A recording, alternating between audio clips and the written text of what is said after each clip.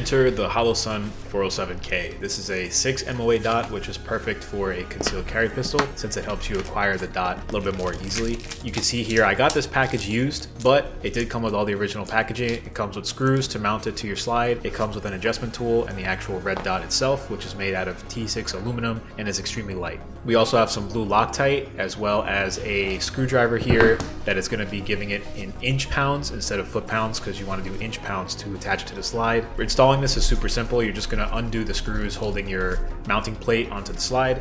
You're going to remove the mounting plate, and if it's like mine, it's probably going to be gross.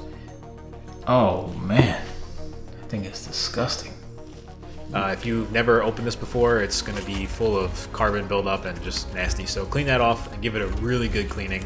I use a little bit of gun oil and just try to rub it as best as I could. Next, we're going to open up the screws, make sure we find which one fit our slide. This one came with 2 sets of screws, so I used the slightly shorter ones, I believe. See, they come with Loctite on it, but like I said, you're going to want to add just a little bit more to make sure it really stays on there. Next up, we're going to fit the optic onto the slide itself. Now, on this P365X, there are these little grooves where the red dot can slide right onto, so it's super simple. You're then going to put the screws in, make sure you obviously have the right screw that mount to the slide, and you're going to want to tighten it to Holosun's recommended 15 to 16 inch pounds. Sig says 9, but I would go with what's recommended on your optic.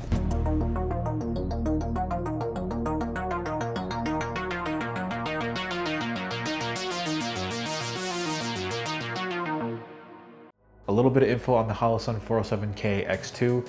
This is a red dot, but you can also get it in a green dot. This is a 6 MOA dot, so it's a little bit thicker, and it's going to be something that you want to use for up close, which is on a concealed carry. If you were shooting this on a full-size pistol, let's say, you probably would want like a 2 MOA dot, so you go to a different optic. This has 12 brightness settings, and they claim up to 50,000 hours of battery life. That is on setting 6, which would be somewhere in the middle of the brightness. So if you're running this on its highest brightness, it might be just a tad bit lower. This is a shake awake, so anytime you move the pistol, anytime you pick it up, anytime it senses any tiny movement, it's gonna be on, and it's gonna stay on for a certain amount of time, which you can actually adjust in the red dot settings itself. Another thing here is the battery tray is right here on the side, so you do not have to remove this. So once you zero it in and you leave it on, it's gonna stay zeroed. You don't have to remove it to replace the battery, which is a great design. They claim this can operate in up to 140 degrees Fahrenheit, which is pretty damn hot. And they also claim it can work in as low as negative 86 degrees Fahrenheit, which is extremely cold. I don't even know where you're gonna be able to go to get those type of temperatures, but they claim it can work there. This does have an IP67 water resistance rating, which is great. The one thing I don't like about this optic is that it's open and it's completely able to get dirty. So if you take a look at this right now, this is after just a couple of days of carrying. I've got dust, I've got dirt.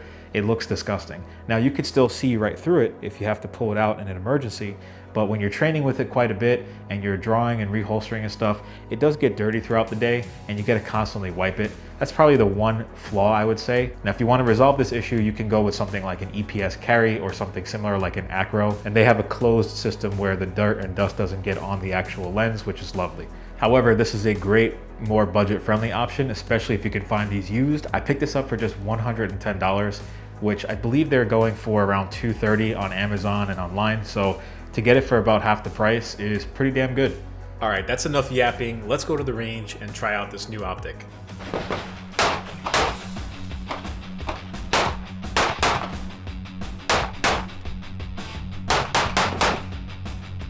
Two mistakes right there. The reload was slow and I took my eyes off the target while reloading.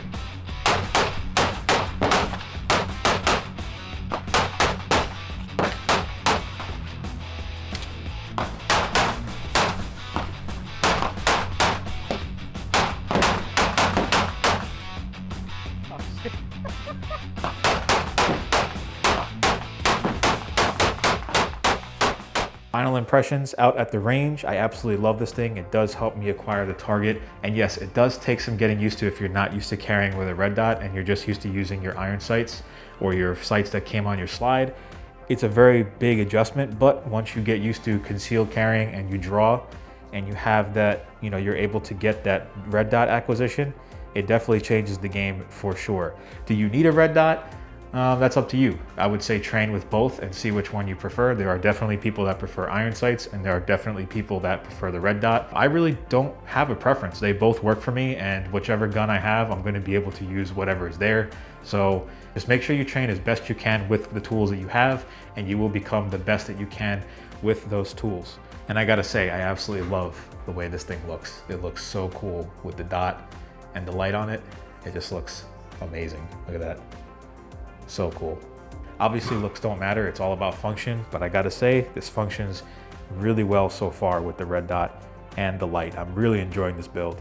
If you guys enjoyed the video, leave a like down below. Let me know down below in the comments if you prefer to use a red dot on your everyday carry, or if you prefer your iron sights. If you guys haven't already, hit that subscribe button, and I will see you guys in the next video.